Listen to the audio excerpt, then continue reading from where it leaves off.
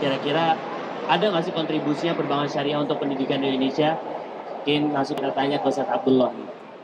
Assalamualaikum warahmatullahi wabarakatuh. Tidak berani, masih tetap punya rekening di tempat riba. Wa iyyazubillah. Rezeki kita sudah dijamin, ikhwafillah. Rezeki kita tidak pernah tertukar. Maka segera tutup rekening kita yang ada di tempat riba. Karena satu detik ke depan kita tidak ada yang tahu apakah kita masih hidup, apakah kita masih bernyawa, apakah kita masih sempat untuk bertobat kepada Allah. Ikhwafillah, jangan uang yang sedikit menjadi penyesalan tiada akhir.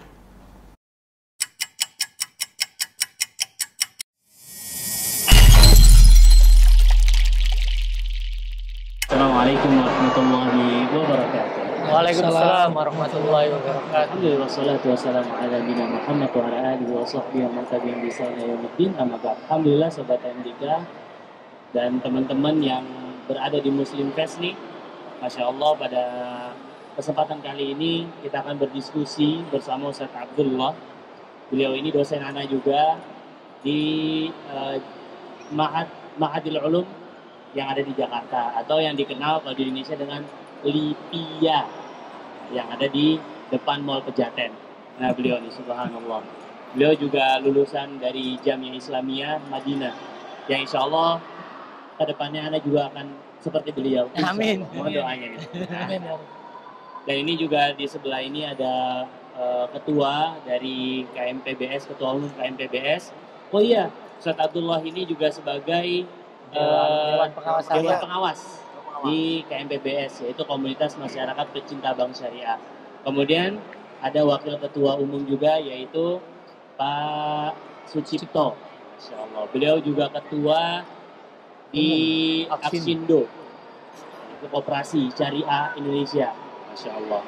Ya, insya Allah pada malam hari ini Bang Rio ingin sekali mendengar keluhan dari akademisi, karena beliau ini aktif sekali di bidang pendidikan.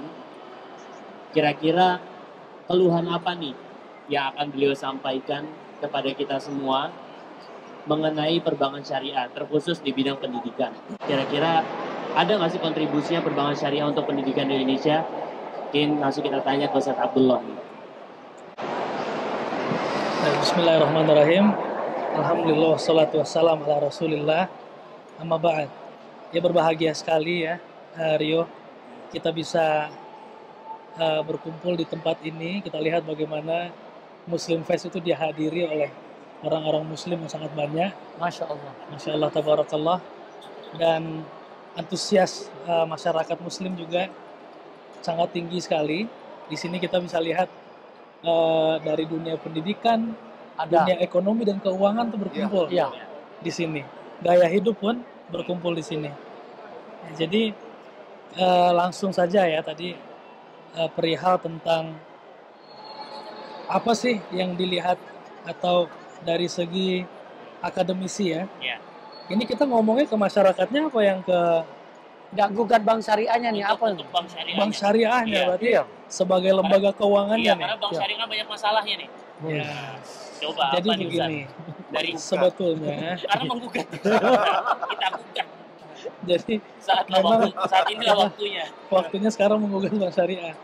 Begini, kita harus insaf, kita harus adil melihat satu lembaga yang memang hingga saat ini itu terus berkembang secara kelembagaan, dan ini bukan membela, tapi memang kita menyebutkan apa adanya. Secara kelembagaan tidak ada yang salah dengan yang namanya bank, karena di situ ada pengumpulan dana dari masyarakat kemudian disampaikan kepada masyarakat yang memerlukan. Namun yang jadi permasalahan di sini, titik beratnya adalah pada akad yang digunakan. Tatkala akad yang digunakan itu adalah akad yang diharamkan, maka lembaga ini jadi bermasalah. Tapi tatkala akad ini yang digunakan adalah akad yang memenuhi kriteria mubah, tidak diharamkan, maka itu menjadi lembaga yang mubah. Sekarang tidak kita pungkiri bahwasannya setiap muslim, mungkin sekarang sampai anak kecil pun sudah punya rekening. Masya Allah. Orang tuanya itu menyiapkan rekening. Berarti apa? Nah, ini kalau kita ngelihat gugatnya ke bank syariah, seharusnya bank syariah itu mampu untuk mengakomodir, Mengakomodir, man. mampu untuk melihat peluang ini. Peluang ini betul-betul diambil. Supaya apa? Supaya market share-nya itu berkembang. Sekarang berapa market share 6,65. perbankan Indonesia? 6,65 per 6,65. Kira-kira baru 1 atau 2 tahun ini mungkin lepas dari 5%. Iya. Ya. Sebelumnya nggak nyampe 5. Sebelumnya nggak nyampe 5, bayangkan. Sudah ada beberapa perbankan yang dia itu jadi perbankan syariah. Contohnya Bank NTB Syariah ya. Iya. Kemudian ada Bang Aceh. Bank Aceh. Sebentar Kemudian, lagi Bang sebentar Kepri lagi Riau. Mudah-mudahan Kepri Riau dan Bang Riau sudah. Bang Riau Kepri sudah Riau ya. Syariah. Bang Riau sudah. Kemudian sebentar lagi Bang mudah-mudahan Nagari. Bang Nagari. Tapi ini katanya ada alot sedikit. Tapi Ah, saya sebagai orang Minang ah. sangat sedih ya. Kenapa kok alot di negeri Minang? Yang asas dari atau pegangan hidupnya itu Ada Basandi Sara. adat bersandi syarat, Syarat bersandi. bersandi kitabullah. Nah, Ya.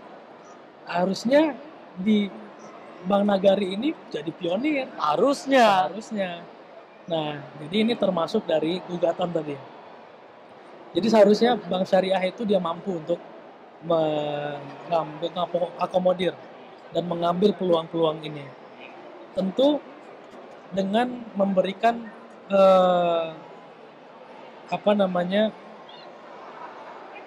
andil kepada masyarakat, paling tidak dari segi, ya kalau kita diminta dari segi akademisnya, berarti dari segi pendidikan kepada masyarakat. Masyarakat itu harus terekspos tentang perbankan syariah. Ya. Indeks untuk pengetahuan masyarakat itu masih rendah kalau nggak salah.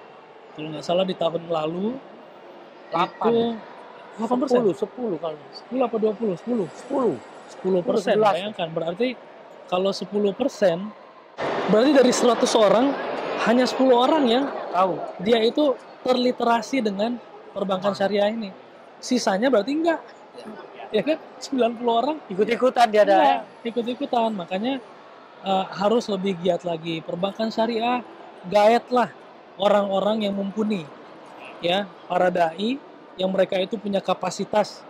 Adakan TOT buat mereka. Ya. Kemudian dengarkan juga apa mungkin dari mereka itu yang kurang sereklah dengan perbankan syariah, akomodir itu, dan mudah-mudahan KMPBS ini, komunitas ini yang menjadi salah satu wadah ya untuk menyampaikan aspirasi masyarakat itu kepada perbankan syariah. Jadi perbankan syariah terus berjuang, jangan merasa cukup. Perbankan syariah jangan merasa cukup, jangan hanya melihat target yang ditetapkan oleh perbanknya, pemegang sahamnya, mulai komisaris. Jangan hanya itu. Jadi terus berjuang, berjihad bahasa. Karena memang perlu literasi kepada masyarakat. Ya, perlu literasi kepada masyarakat. Jadi masyarakat tatkala terliterated dengan baik, itu insya Allah dengan keimanan yang ada, orang akan paling tidak sebelum beralih dia akan buka dulu rekening di perbankan syariah. Jangan sampai malah justru perbankan syariah ini yang menjadi ya mungkin secondary choice, pilihan kedua. Jangan, untuk seorang muslim seharusnya bank syariah ini jadi ya pilihan yang paling utama. Ya, kalaupun terpaksa barulah geser ke bank konvensional. Tapi kalau misalnya bank syariah memiliki produk-produk yang bisa bersaing dengan bank konvensional, kenapa tidak menjadi bank syariah ini yang terbesar? market ini- share-nya banyak. Ini menarik banget nih, bisa didengar ya dari Pak Ketua Umum dan Pak Wakil Ketua Umum nih, apa yang disampaikan oleh Ustaz Abdullah ini dari sisi akademisi. Berarti memang harapan beliau perbankan syariah, dan ini untuk orang-orang yang di perbankan syariah, ini bisa dengar juga apa yang disampaikan oleh Ustaz Abdullah ini, harapannya. Karena bank syariah ini sebenarnya peluang untuk Besar. share-nya itu gede, Ustaz. Besar. Karena Mayoritas. kita lihat aja pondok pesantren di Indonesia ini begitu banyak sekali. Kenapa tidak mengambil peluang mereka datang ke mahat-mahat atau ke pondok-pondok pesantren menawarkan, ini loh kami perbankan syariah bisa membantu ini. Kemudian seperti yang disampaikan oleh Ustaz tadi, siapkan dai-dai, para duat yang siap mendakwahkan perbankan syariah.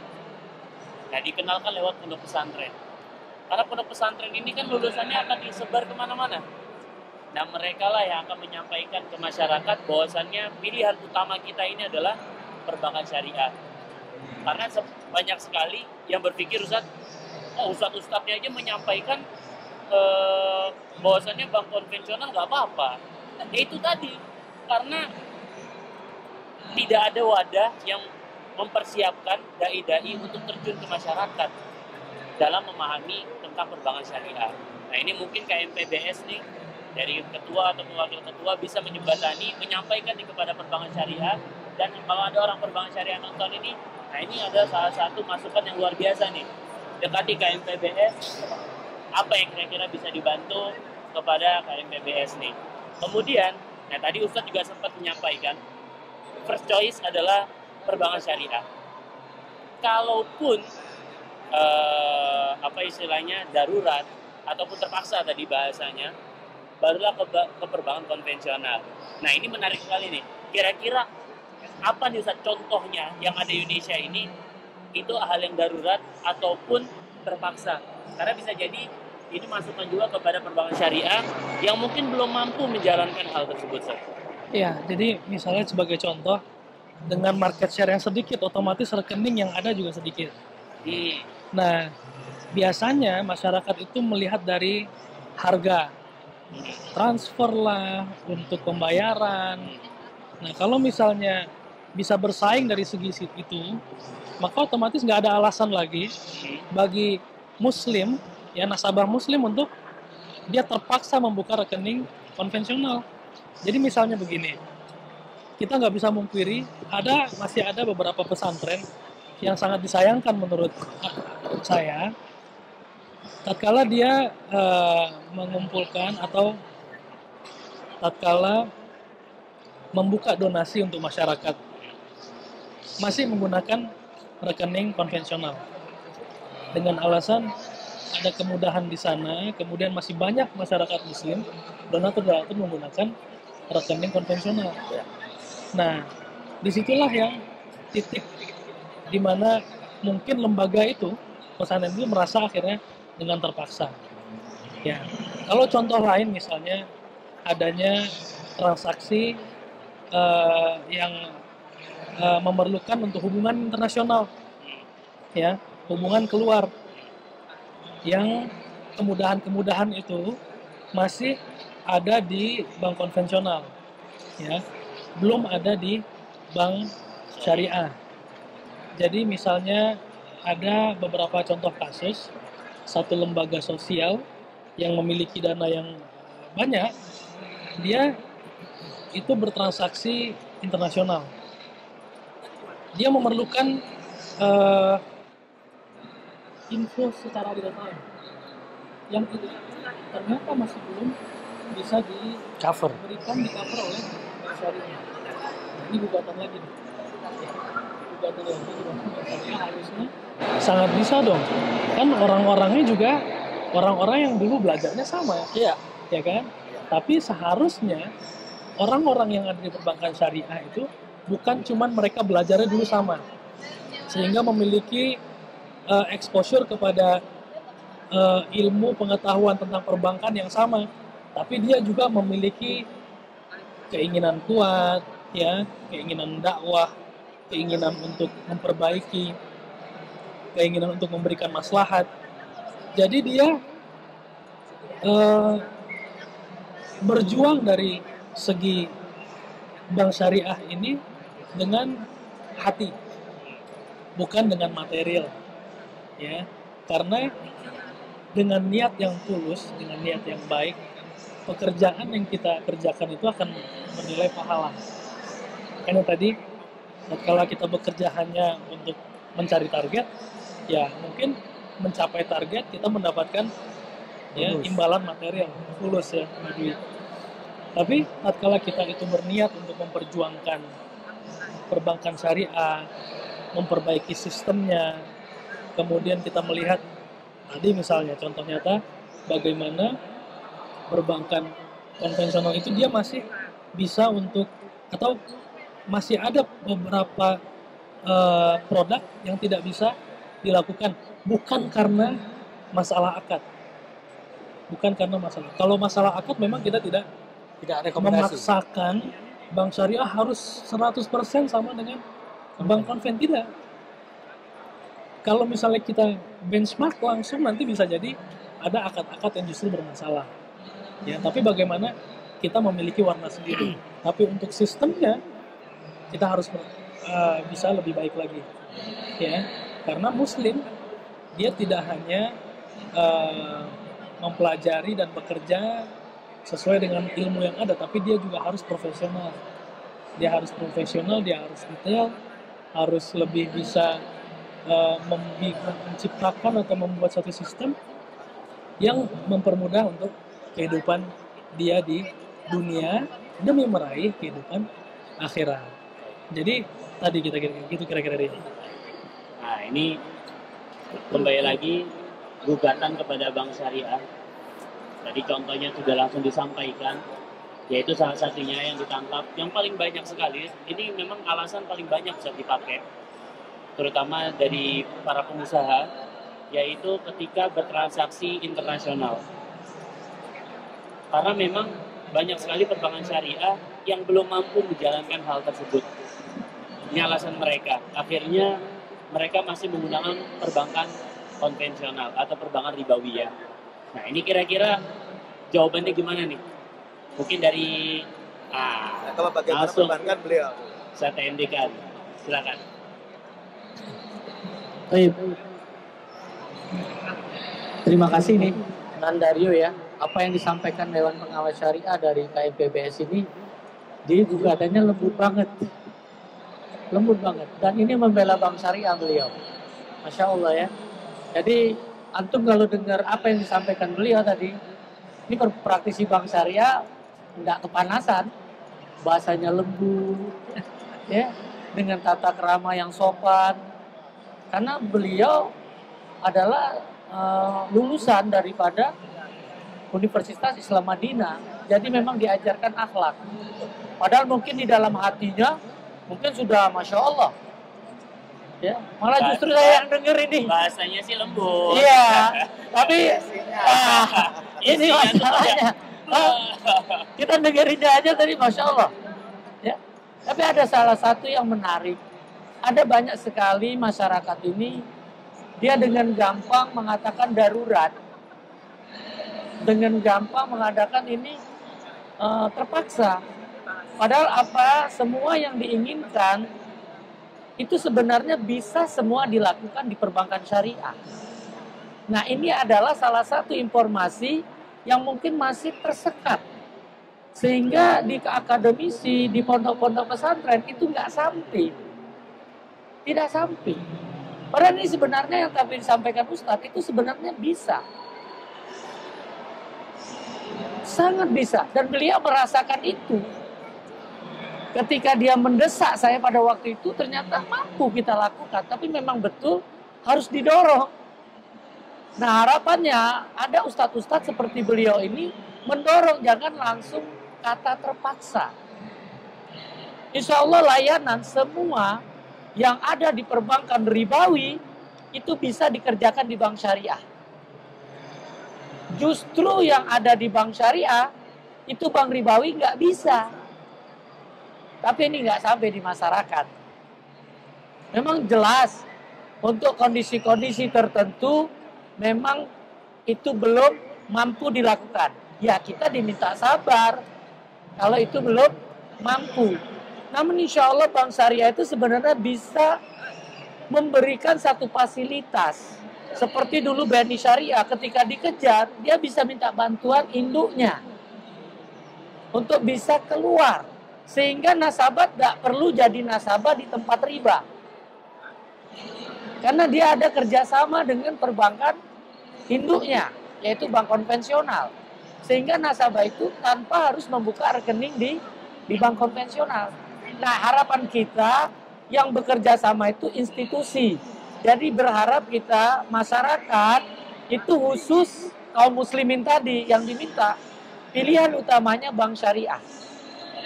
Pilihan utamanya bank syariah. Dan ketika dia memilih di bank konvensional yang disebut dengan bank ribawi, itu betul-betul karena ketidakmampuan.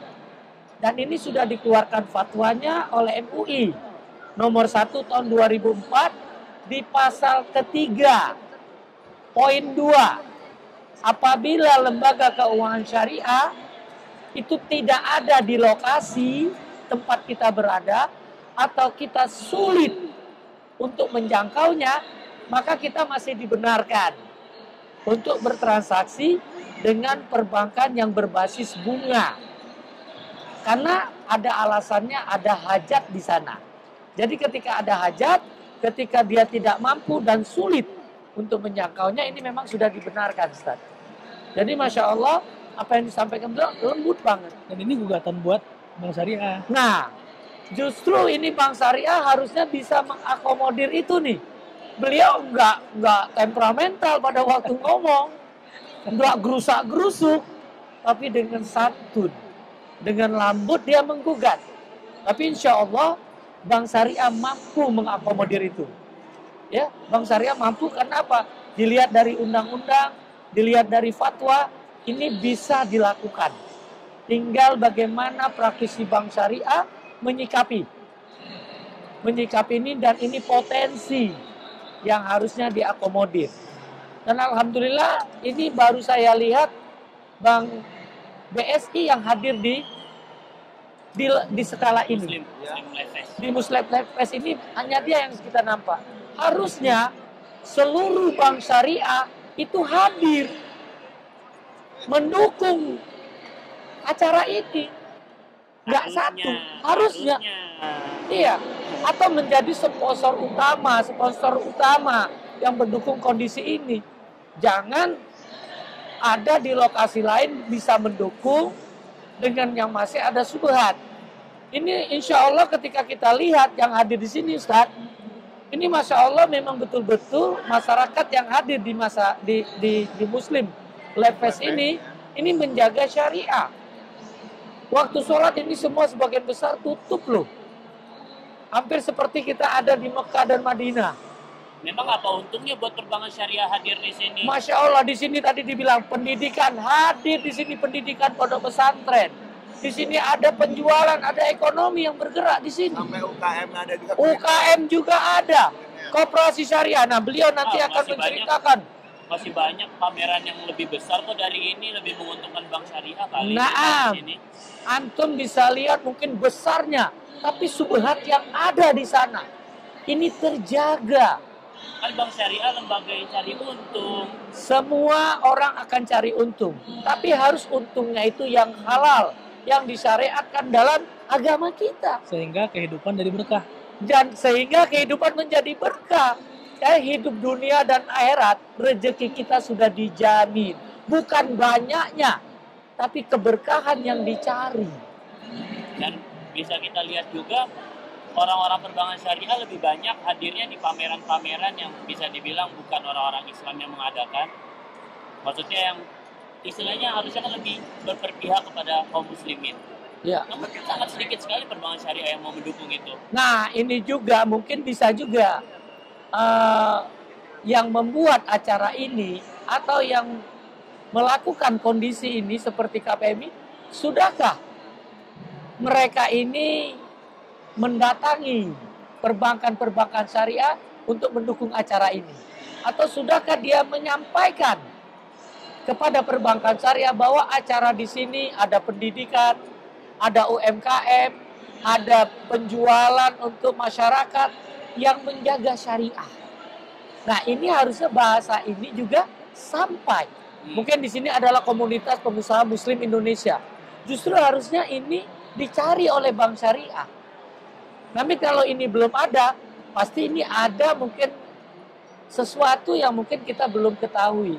Dan ini mungkin menjadi masukan untuk panitia agar supaya ke depan kita mungkin bisa jadi jembatan. Ini koperasi syariah juga bisa jadi jembatan. Dan makanya ini kita di sini kita muncul dengan 3 dalam kondisi dakwah yang bersama-sama. Di sini ada koperasi syariahnya, ada asosiasi koperasi syariahnya, ada juga komunitas masyarakat pecinta bank syariahnya. Dan di sini ada dewan pengawas, kita sebagai ketua umumnya, dan ini ada wakil ketua umum, dan dia juga ketua umum daripada koperasi syariah. Bagaimana antum bisa sampaikan dari sisi koperasi syariahnya? Barakallahu Ustaz. Jadi kalau kita bicara mengenai bank syariah, lembaga keuangan syariah, itu mulainya dari tauhid dulu sebetulnya. Ya, kalau kita bicara cuman label, cuman penamaan, apa sih bedanya? Bank konvensional juga bisa memberikan fasilitas yang sama kok dengan bank syariah. Apa yang bisa sama? Saya minta administrasinya tidak ada bunga. Boleh. Yo, ya malah tambah untung dong Bang. Kenapa? Pakai bunga sudah untung, masih untung. Ini malah kita taruh dana di bank konvensional, minta tanpa bunga, tambah untung lagi. Dan itu dilakukan oleh sebagian masyarakat. Makin besar jadi ribanya. Besar. Dan Ya. itu menurut Ana kekeliruan. Ya. Kekeliruan. Menurut Ana itu kekeliruan. Iya. Ini pemahaman mengenai tauhid yang ada. Jadi kalau kita sendiri masih belum paham bedanya, Hadir dan di itu digunakan untuk apa oleh perbankan konvensional, dan itu kita membenarkan, ya. Kalau kita membenarkan, ya masyarakat yang akan ikut-ikutan juga. Apa tugas dari bank syariah sendiri? Itu perlu mensosialisasikan, bukan sekedar bicara pemahaman mengenai literasi keuangan syariah, tapi bahayanya bertransaksi di lembaga keuangan konvensional. Yang kita sering sebut dengan bahasa yang vulgar, lembaga ribawi. Ya. Lembaga ribawi yang ada di Indonesia itu malah tumbuh dan tumbuh. Kenapa? Ya namanya bunga bisa jadi buah. Ini kembang aja dicari orang. Bunga bank. Ya, padahal dari bunga menjadi buah. Nah ini sampai sekarang itu peminatnya masih sangat banyak dan merasa mendapatkan kemudahan. Pada saat kita tahu bahayanya bertransaksi di lembaga keuangan konvensional, baru kita pindahkan ke syariah. Lembaga keuangan syariah. Dan itu saya yakin kalau masing-masing masyarakat kita diberikan pemahaman mengenai bahayanya riba, saya yakin pelan-pelan akan berpindah. Hal yang kedua berkaitan dengan terpaksa nih nggak bisa bank yang dimaksud tadi bank syariah misalnya gitu ya, karena ada dana masuk dari luar negeri yang bank ini tidak ada di sana. Silakan terima aja, buka rekening satu lagi, itu solusinya. Rekening penerimaan sama rekening penyimpanan itu mungkin sekedar masukan aja dari masjid, pondok pesantren, para pedagang muslim khususnya. Kalau memang masih menggunakan bank konvensional, bank ribawi, buka satu rekening lagi, bank syariah. Ini khusus untuk transfer, khusus untuk menerima, tapi untuk menyimpan dan bertransaksi rutin itu menggunakan bank syariah. Jadi kita nggak bisa langsung frontal, mohon maaf. Cukup, ya. Kenapa? Multi pemahaman, multi kepentingan. Dasarkan kan kita, kenapa kok kita jadi membenci konvensional? Tidak, ya kan? Kita tidak bicara membenci konvensional. Tapi masyarakat muslim harus diberikan satu pemahaman. Kenapa kok harus pindah? Bukan opsi kedua di bank syariah. Tapi di bank syariah harus opsi pertama. Opsi keduanya di konvensional. Perjalanan bank syariah saat ini baru berapa persen sih? 8, lembaga keuangan syariah secara umum 6, saya nggak bicara buntutnya. Target pemerintah Di tahun 2024 itu 20%. Menuju 20 aja beratnya seperti ini, tinggal 2 tahun lagi. Komunitas masyarakat pecinta bank syariah, insya Allah ikut andil di situ. Ya, masih banyak saudara-saudara muslim kita, Ustaz ya, pesantren, masjid, pedagang muslim, berikan pemahaman. Kalau itu diberikan pemahaman dan diterima, ya memang perlu waktu satu persatu. Tinggal mindah kok. Nggak usah bicara panjang-panjang mengenai literasi dan edukasi. Cukup pindahkan aja. Ente buka 2 rekening. Untuk santri pelan-pelan.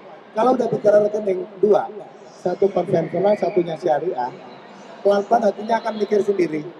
Enak mana ya? Badannya, kakinya melangkah, enak mana? Melangkah di lembaga keuangan syariah atau di lembaga keuangan konvensional.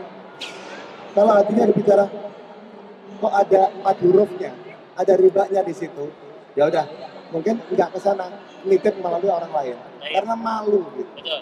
Nah, ini jadi pertanyaan lagi nih ke Pak Cipto, karena beliau ini wakil ketua di KMPBS dan beliau juga sebagai ketua dari Aksindo, yaitu perkumpulan koperasi syariah di Indonesia.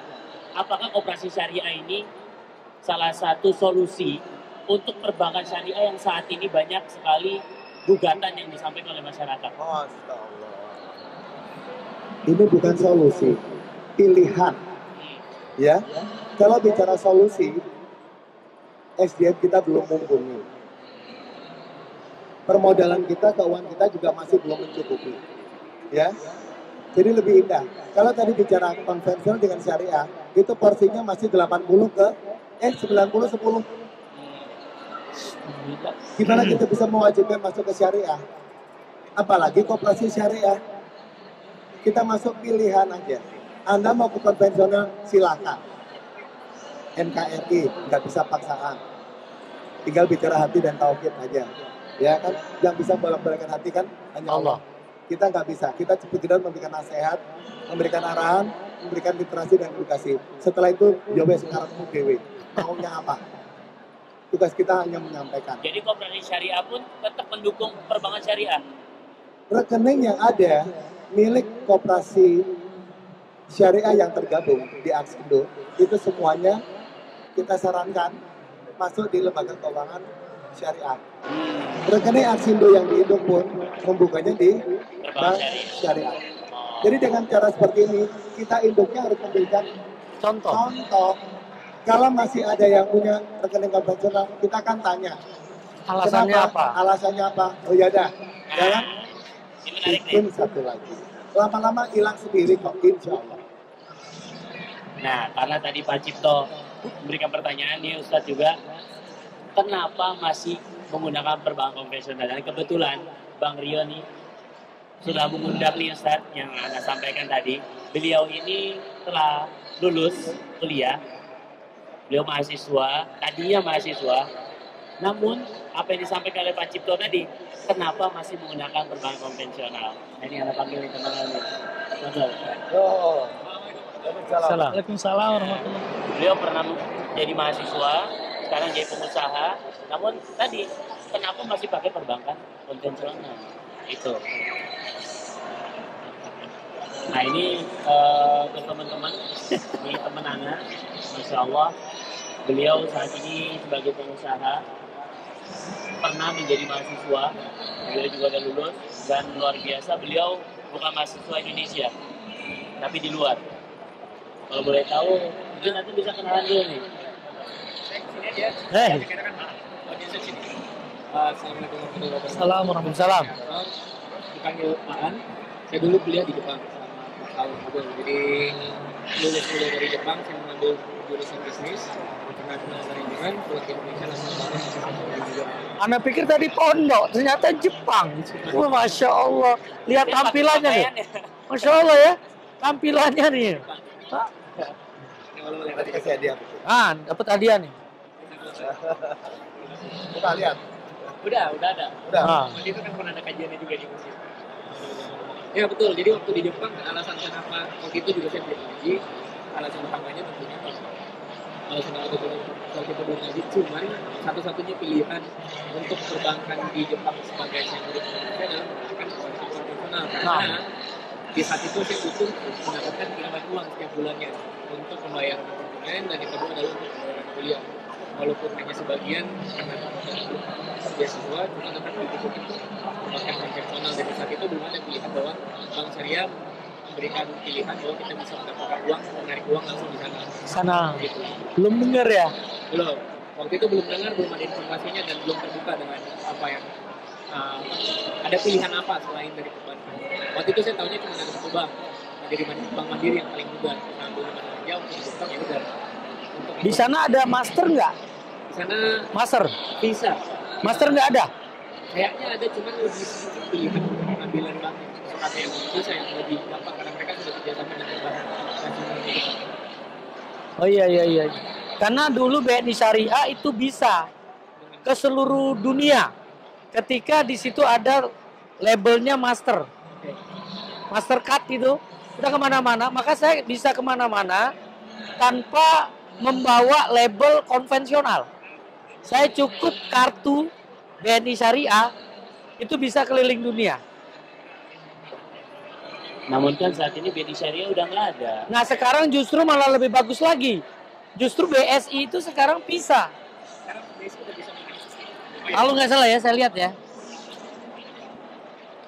Ini platinumnya, ini masih master. Oh ini GPN. Oh itu tuh ada tuh.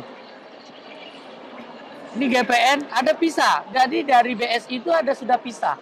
Jadi kami kemarin kemana-mana nih. Jadi putri saya ini pakai pisah dia. Ah, ini bisa dilihat. Ini jadi BSI sudah ada pisahnya. Jadi tidak ada alasan kalau itu. Ya kan? Jadi kita berharap memang apa yang tadi disampaikan oleh Pak Cipto, itu kebanyakan masyarakat itu dia belum sampai informasi. Karena kalau kita bicara tauhid, kita bicara akidah, ketika kita sudah tahu ini diharamkan, tentunya sebagai seorang muslim nggak berani lagi. Di sini masuk lagi gugatan untuk Bank Syariah. Iya, artinya promosi untuk menyampaikan kepada umat, itu ini sampainya belum nyampe. Ya untuk alhamdulillah, ini ada di posisi Muslim Live Fest ini, kita diajak loh sama Aksindo dan Akasha, KMPBS nih. Kita dihadirkan di sini, kita di tengah-tengah. Dan dalam rangka untuk mengajak umat bahwa itu bisa juga tuh. Tuh. Dan bisa juga kan? Ya alhamdulillah. Arti kalau untuk alasan itu bisa ini bisa ke seluruh dunia. Nah, jadi ya alhamdulillah bagi mereka yang senang keluar sebenarnya sudah tidak ada alasan lagi. Jadi tadi yang beliau sampaikan itu kemungkinan masyarakat itu belum sampai informasi bahwa seluruh transaksi kita yang selama ini di bank konvensional itu bisa dilaksanakan di bank syariah. Tapi tentang jujur untuk yang namanya PR, marketing, kita bank syariah masih jauh dengan bank konvensional. Masih jauh kalau dari saya ya, yang saya rasakan dari apa yang saya persepsikan dengan bank syariah selama ini pergerakan masih jauh. Kalau misalnya saya nggak ikut kajian, saya nggak mendatangi kajian, mungkin saya nggak tahu bahwa ada bank syariah. Ya, bank syariah sudah memiliki kemampuan sebegitunya. Kalau misalnya kita masih menunggu dengan hitung dengan publik, menunggu ya saya nggak ikut kajian lah. Saya Masya Allah. Saya melihat dari yang di lift aja, saya melihat yang media sosial, media sosial aja bagaimana reaksi anak-anak muda kan mereka sangat sharing. Betul. Sekarang BCA ada dulu. Antum sudah lihat belum di YouTube-nya AMDK? Belum. Nah, antum buka. Berarti reach masih belum sampai ke saya. Iya. Antum buka di YouTube AMDK Al Jambi. AMDK Al Jambi itu amalnya mengajak ditutupnya konvensional. Amal lainnya Jambi, jangan antum menolak Bank Islam. Tapi tadi sudah disampaikan, Bank Islam ini alhamdulillah tidak ditolak. Cuman sebagian besar belum banyak yang tahu fasilitas-fasilitas di Bank Syariah itu di dalamnya itu ternyata bisa mengakomodir. Dan ini tolong praktisi Bank Syariah. Semua karakter Bank Syariah sudah disampaikan di sini. Mudah-mudahan Bank Syariah bisa mengakomodir dengan VR yang ada yang bisa menjelaskan kepada umat. Jangan kita menggunakan VR yang banyak di tengah umat dan ternyata dia tidak bisa menyampaikan syariahnya. Betul, yang harus kita paham bahwa target audiens kita itu adalah umat muslim yang sangat berwarna-warni. Itu. Jadi harusnya juga ada yang bisa menyampaikan kepada umat yang komunitas ini, yang dia kepingin betul-betul bisa menjalankan syariah secara kafah. Yang saat ini yang diambil oleh praktisi bank syariah itu adalah masyarakat yang belum duduk di majelis taklim, tapi dia uangnya banyak, yang selama ini ada di bank-bank ribawi, agar dia hijrah ke bank syariah. Maka begitu banyak diberikan rukhsah, dia minta fatwa agar bisa tetap ada di bank konvensional, agar dia bisa tetap hadir di bank syariah. Sehingga tadi apa yang disampaikan, dia masih bisa menggunakan 2 bank. Oke, saya juga sekarang saya masih berdua, karena di usaha saya juga banyak yang masih meminta saya menggunakan 1 bank. Jadi ditransfer ke 1 bank, saya pindah ke bank syariah. Ditransfer ke bank konvensional saya, ya saya pindah ke. Nah itu yang dimaksud tadi kan. Nah, padahal kalau untuk antum kan dicari orang. Orang bisa ngomong, kalau antum tidak di tempat ini, anak nggak mau. Itu orang-orang yang di sebelah sana loh, yang mereka belum takut dengan azab Allah. Mereka yakin harus ikut maksiat sama dia. Tapi kenapa antum nggak berani ngajak dia untuk kebaikan? Antum kalau bukannya bank syariah, anak nggak mau. Atau antum tetap di sana, anak cuma 1 bank syariah. Karena fasilitas ini disiapkan oleh pemerintah sudah. Lewat SKNBI dan RTGS. Kalau SKNBI dulu cuma 2 kali waktunya. Pagi dan siang. Saat ini 9 kali. Hampir tiap jam bisa. Dan biayanya murah. Kalau RTGS, real time. Saat bersamaan bisa pindah. RTGS, real time gross settlement. Itu kita ganti nama RTGS apa? Rahilah takwa ganjaran surga. Ini RTGS. Tapi biayanya nggak mahal. Tapi takut kita ketika kita masih tetap di konven dan kita sudah tahu. Dipanggil Allah. Penyesalan tiada akhir. Nanti ditanya sama malaikat, kenapa masih di konven? Karena nasabah saya yang minta. Antum nggak takut sama azab Allah. Nah ini yang mungkin tadi yang disampaikan tauhid. Akidah. Tapi kalau yang belum tahu tadi yang disampaikan beliau, mereka yang belum tahu bahwa fasilitas yang diinginkan itu bisa. Tapi saat ini antum sudah tahu kan? Antum sudah rasakan. Masih berani punya rekening di konven? Siap meninggalkan? Masya Allah tuh. Artinya kan berubah. Inilah kehadiran kita itu. Ya Ustaz, gugatan antum real dari mahasiswa dan alhamdulillah terjawab sudah. Tapi jujur, memang kita harus bisa adjust juga. Kalau dari yang saya lihat, karena kan tugas kita itu memberikan informasi mengenai bahayanya kita stay di bank. Bahayanya kita stay di bank ribawi itu kan bukan hanya untuk mereka yang sudah duduk di bank muslim. Iya. Seluruh kaum muslimin, Naam. seluruh saudara kita yang mereka berhak untuk tahu. Ana siap 24 jam. Ketika ada yang butuh, sepanjang saya nggak tidur. Jadi Ana buka HP itu 24 jam. Jadi kapan aja, Ana Ustaz Arifin itu kadang-kadang malam telepon, Ana tidak cabut. Jadi jangan diminta, antum catat aja. 0853 2-nya 4 kali 1946. Iya. AMDK Al-Jambi. Abu Muhammad Biono Hussein Al-Jambi. Antum buka nanti di YouTube-nya tuh bisa lihat. Jadi memang inilah harapan dari mantan mahasiswa yang saat ini menjadi pengusaha. Memang harapannya seperti yang disampaikan juga oleh Ustaz Abdullah tadi, kalau bisa informasi ini tersebar luas. Karena jangan sampai hanya orang-orang yang ngaji saja tahu informasi ini. Karena kan saat ini apalagi generasi milenial lebih banyak mereka membuka media sosial. Namun kita lihat perbankan syariah sangat ingin sekali memberikan edukasi melalui media sosial. Untuk yang memahami syariah, edukasinya ada di medsos. Tapi untuk masyarakat umum Jadi informasi masyarakat umum, tapi untuk masyarakat yang sudah duduk di taklim nggak siap melihatnya. Seharusnya Yang ada di sosial, jadi nggak jadi ke syariah. Seharusnya kan perbankan syariah, terutama kita bisa melihat sekali perbankan ribawi, mereka udah sangat kreatif sekali. Mereka suka membuka Q&A, question and answer gitu. Jadi masyarakat justru bertanya, mereka menjawab. Kenapa perbankan syariah tidak seperti itu? Jadi masyarakat diminta untuk bertanya, kemudian perbankan syariah yang memberikan jawaban. Nah, kalau bisa KMPBS bisa menjembatani perkara tersebut nih. Ini ketua umum dan wakil ketua umumnya nih. Ini Dewan Pengawas Syariah. Ini Dewan Pengawas ya, karena komunitas masyarakat pecinta bank syariah katanya kan. Kita tidak membenci. Kita tidak membenci, tapi harapannya tolong harapan ini disampaikan kepada perbankan syariah. Nah, tujuan kita tadi yang dirasakan oleh Mas Ansor tadi, yang ketika dia tidak tahu, ngobrol sama kita, tahu, nggak berani lagi di konven. Harapannya seperti itu. Dan alhamdulillah. Jadi dia mahasiswa bukan mahasiswa agama loh. Mahasiswa bisnis ya. Mahasiswa bisnis, tapi lihat tampilannya. Dan di negara yang bukan mayoritas Islam. Yang tidak mengenal Tuhan. Tidak mengenal Tuhan. Hah? Matahari itu ya. Masya Allah. Dari sana. Hah? Istri saya dari Jepang. Masih di Jepang. Istri masih di... Udah pulang ke sini. Jadi mualaf. Jadi mu'alaf Allah. Jadi antum malam ini mu'alaf juga nih ya? Masya Allah. Kalau bisa orang luar bilang kita convert gitu. Masya Allah. Barakallahu fiikum. Subhanallah.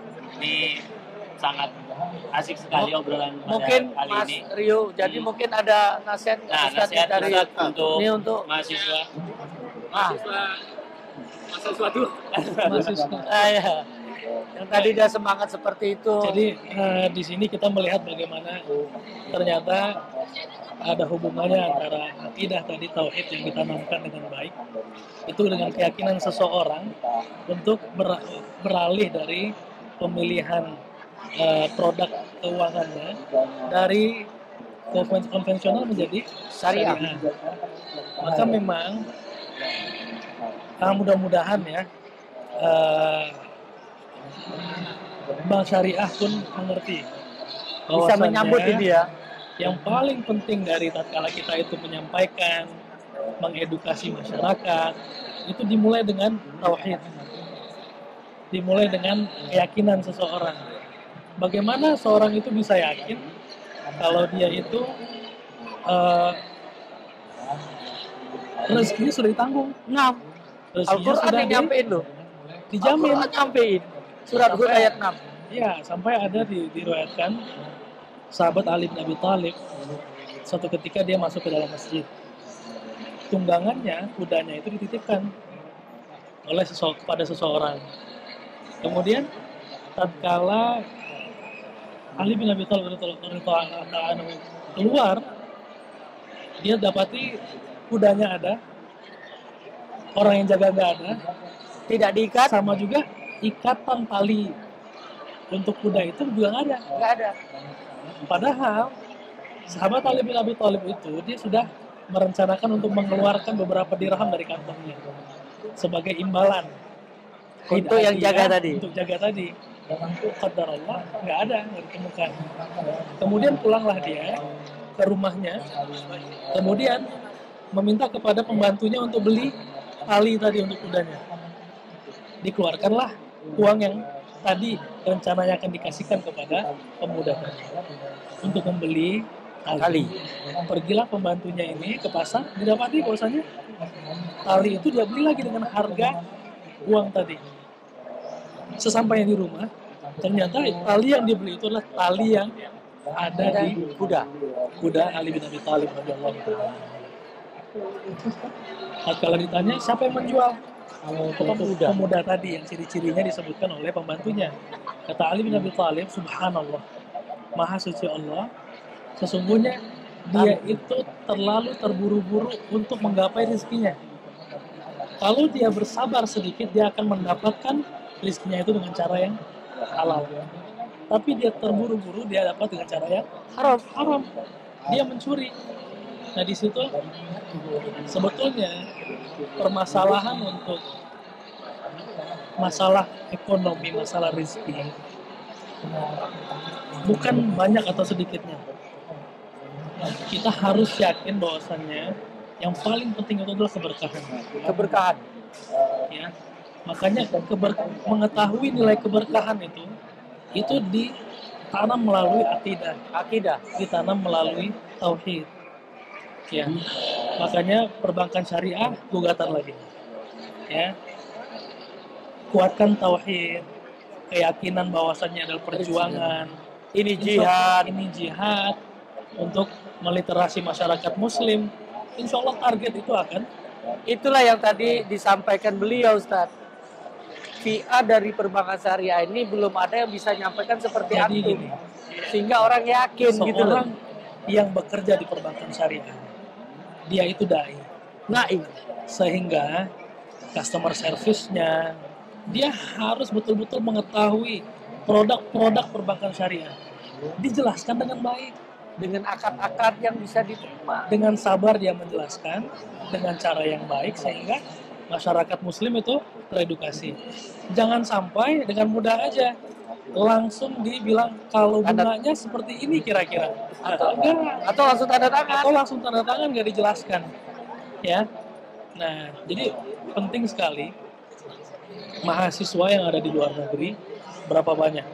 Banyak sekali ya. Banyak banget. Dan di Jepang tuh lokasinya itu ketika ada kajian subuh ada di Jepang tapi di mana-mana. Iya. Dan biasanya mahasiswa muslim yang ada di daerah dia itu bukan minoritas ya. Cenderung untuk lebih ingin mencari agama Islam. Ya. Itu dari pengalaman mungkin antum mendapat keinginan kuat waktu di Jepang kali ya. Ya, justru udah pulang. Udah pulang. Di sana justru biasa aja. Memang komunitas itu ada komunitas di sana. Kita waktu kajian subuh ada ngobrol dengan kawan-kawan di Jepang. komunitas muslim ini kuat di sana. Cuman begitu pulang, saya ingin mengajar calon istri, ingin mengajarkan ilmu agama itu seperti apa, disitulah baru saya memperdalam. mulai berjalan. Iya. Tapi memang kalau kita lihat bagaimana antusiasme mereka mahasiswa itu dan mengundang dai-dai ke daerah mereka minoritas. Ya, kita lihat di Australia banyak, di Amerika banyak, di Eropa juga banyak, di Jepang pun juga sangat banyak. Mengapa? Karena mereka mendapati bahwasannya apa? Oh, ternyata agama saya baik. Melihat carut-marut yang ada di negara minoritas. Ya, yang dimana kita butuh keimanan, kita butuh pegangan. Ya, intinya ya pasar buat perbankan syariah ya untuk merespon bagaimana mahasiswa tadi memerlukan juga jaringan ya, sampai ke sana mereka dikenalkan dengan produk-produk sehingga dikenalkan dengan cara yang masif. Ya, dengan cara yang masif. Lewat medsos tadi gitu. Baik, terima kasih kepada Ketua Umum, kemudian Dewan Pengawas, dan Pak Wakil Ketua Umum dari KMPBS. Dan terima kasih juga nih kepada Mas Ansor yang telah hadir ikut diskusi bareng sama kita di 3 dalam 1 dakwah, yaitu Aksindo, Akasya, dan KMPBS. Terima kasih banyak. Dan semoga apa yang kita perbincangkan ini bisa menjadi timbangan kita kelak di yaumil qiyamah, menjadi saksi di hadapan Allah Subhanahu wa taala bahwasanya kita saat ini sedang berjihad mendakwakan tentang muamalah syariah atau ekonomi syariah di tanah air kita ini.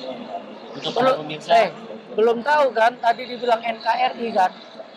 NKRI kan pandangan kita adalah Negara Kesatuan Republik Indonesia. Nah, bahasa dakwah NKRI itu apa? Ninggali konvensional, ridho ilahi. Dari kita ninggalin konvensional, ridho ilahi. NKRI itu. Udah siap ya untuk meninggalkan konvensional? Masya Allah. Ya, harapannya malam ini berniat tidak lagi mau menggunakan perbankan konvensional. Besok tutup segera rekeningnya. Karena takut azab Allah. Karena kita nggak tahu kapan kita dipanggil oleh Allah Subhanahu wa taala. Karena di situ ada riba. Apa itu riba? Rayuan iblis berujung azab.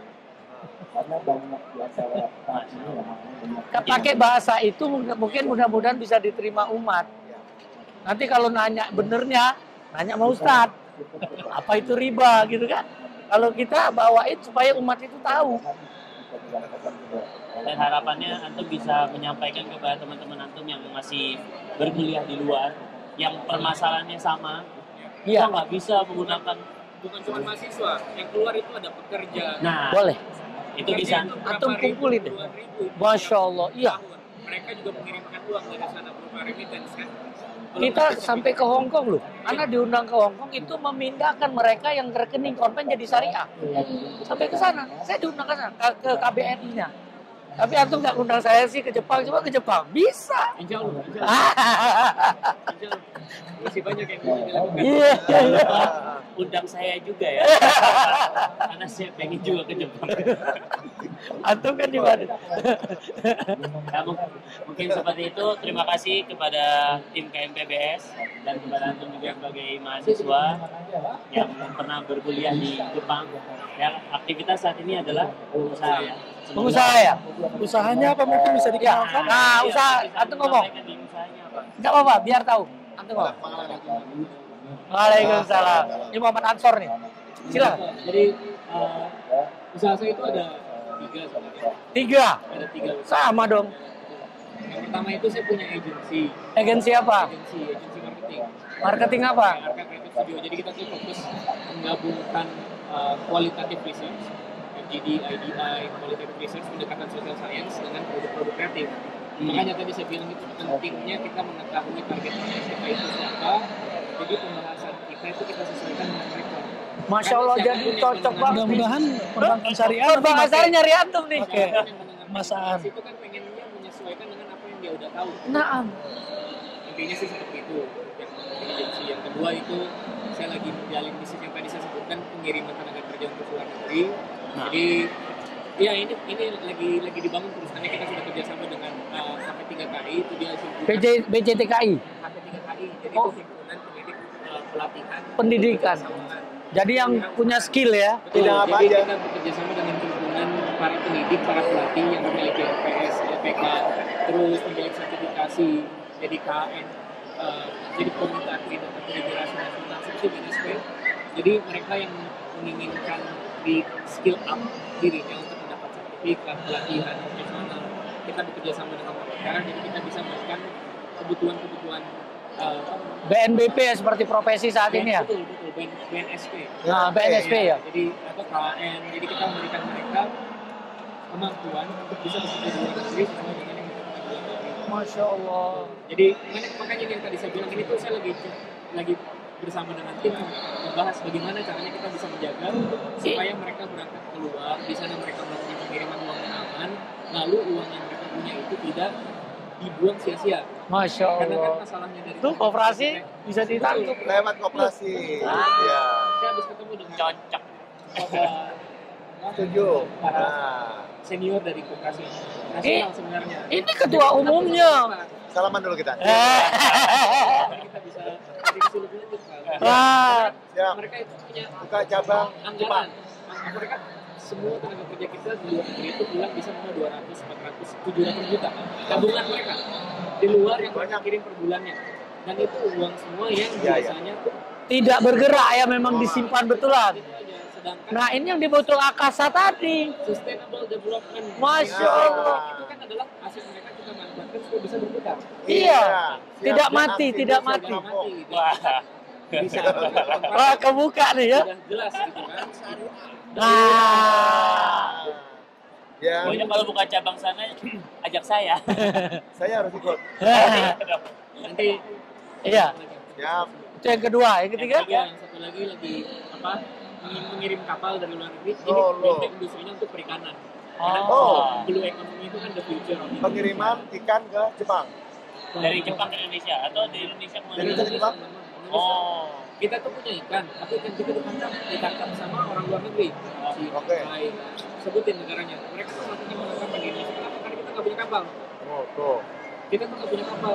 Coba cari di mana industri pembangunan kapal di Indonesia yang bagus. Anak punya grup yang mau butuh-butuh kapal. LR-nya siap Iya. tuh. Makanya ini saya lagi coba interview Itu dengan angkatan laut kita. dari luar negeri, ya dari Siap, luar negeri. siap. Nah, cocok ya, semuanya masuk di Nyambung. tiga ini juga salah satu solusi untuk apa, Indonesia itu kan bisa memanfaatkan sumber daya kita. Masya Allah. Karena kan salah satu bentuk rezeki yang dituliskan di Al-Quran itu kan Iya. seafood. Iya. Ya. Bawah laut semuanya halal bisa kita manfaatkan. Oh iya, nggak ada yang haram tuh kalau laut. Betul. Dan 80% lebih. Kita 2/3 kita Indonesia ini laut. Dan kita masih belum menjadi pemimpin. Belum ya. Nomor 1 ekspor ikan itu di Norway. Karena salmonnya mereka. Salmon. Lah, Masya Allah. Besok Ini Allah nanti mudah. episode kedua dengan tema yang berbeda. Kan deket kan? Tepuk ya. Iya. Wah, mantap. Sampai undang lagi tuh. Ternyata 3 usahanya cocok banget sih sama KMPBS, Aksindo, dan Akasha. Peluang bisnis di koperasi syariah. Wah, Nah, mantap. ikut. Ya, kita kumpul ya. Baik, mungkin seperti itu. Terima kasih sekali lagi dari KMPBS, Aksindo, dan Akasha, dan terima kasih juga sama Mas Ansor yang sudah bersedia hadir di sini dan berdiskusi. Semoga ini menjadi pintu peluang juga bagi kita semua. Dunia dapat jadinya kan, Ya. ngomongin akhirat dunia ikut. Tentu dong, tentu. Mungkin seperti itu. Terima kasih para hadirin sekalian dan para penonton yang mengikuti dari awal sampai saat ini. Kita tutup dengan doa kafaratul majelis. Subhanakallahumma bihamdika asyhadu an la ilaha illa anta astaghfiruka wa atubu ilaik. Assalamualaikum warahmatullahi wabarakatuh. Waalaikumsalam.